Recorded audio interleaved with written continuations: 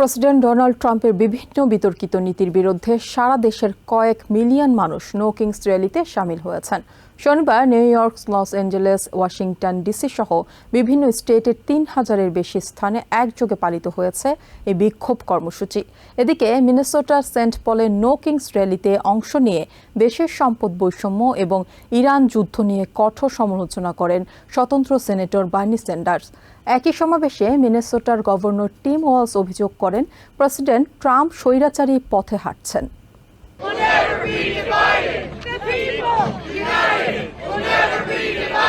President Donald ট্রাম্পের বিভিন্ন বিতর্কিত নীতির প্রতিবাদে শনিবার আবারও রাজপথে নেমেছে হাজারো মানুষ। নো কিংস আন্দোলনের তৃতীয় দফার এই দেশব্যাপী কর্মসূচিতে অংশ নিয়ে আয়োজকরা আশা করছেন এটি হতে যাচ্ছে আমেরিকার ইতিহাসে বৃহত্তম একদিনের অহিংস প্রতিবাদ।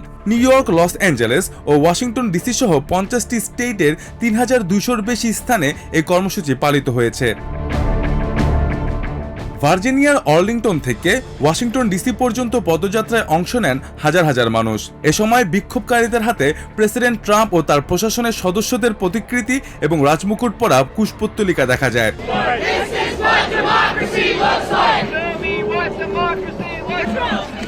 আর্লিংটন থেকে ওয়াশিংটন পর্যন্ত এই মিছিলে ডোনাল্ড ট্রাম্পকে বিদায় নিতে হবে এবং বিচার নেই, শান্তি নেই স্লোগান ছিল বিক্ষোভকারীদের মুখে। ম্যাসাচুসেটস থেকে আসা বিক্ষোভকারী জেমি বাংসের মতে, দেশের প্রতিষ্ঠাতারা রাজতন্ত্র থেকে মুক্তি রাখতে চাইলেও কংগ্রেস এমন একজনকে সমর্থন দিচ্ছে যার আচরণ হুবহু একজন সম্রাটের মতো।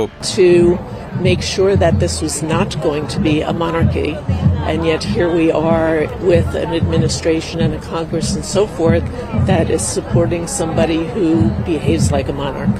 বিক্ষোভের মূল কেন্দ্রবিন্দুতে এখন ইরানের উপর আমেরিকার হামলা ও সরকারের ক্ষমতার অপব্যবহার। র্যাচেল নামের এক বিক্ষোভকারী আক্ষেপ করে বলেন, আমেরিকান ড্রিম এখন ফিকে হয়ে আসছে। বর্তমান প্রশাসন কেবল একটি নির্দিষ্ট গোষ্ঠীর স্বার্থ রক্ষায় ব্যস্ত। Right now what Trump is doing and the administration, it really is just it's only helping one type of people. Washington, ফিলাডেলফিয়ার পাশাপাশি ট্রাম্প বিরোধী উত্তাল বিক্ষোভ দেখা গেছে মিনেসোটাতেও। সেন্ট পলে অবস্থিত স্টেট ক্যাপিটলে আয়োজিত নো কিংস সমাবেশে যোগ দেন হাজার হাজার মানুষ।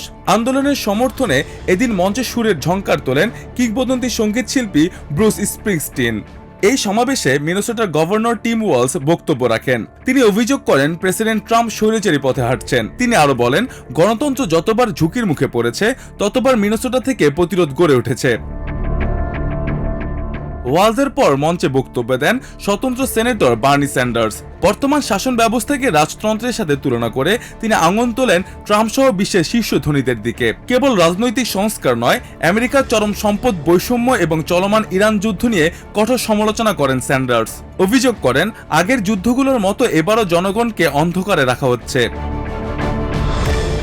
এদিকে ফিলাডেলফিয়াতে নো কিংস আন্দোলনের অংশ হিসেবে কয়েকশো বিক্ষোভকারী পদযাত্রা করেন। তাদের দাবি, সংবিধানকে বৃদ্ধাঙ্গুল দেখিয়ে ট্রাম্প এখন আমেরিকাকে রাজতন্ত্রের দিকে ঠেলে দিচ্ছেন।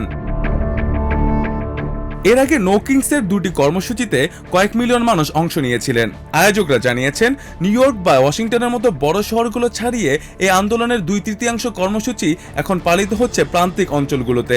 গত বছরের জুনের তুলনায় ছোট ছোট শহরগুলোতে এবার অংশগ্রহণ বেড়েছে। মুস্তাফা আশিকিন আবির, TVN 24 নিউজ ডেস্ক।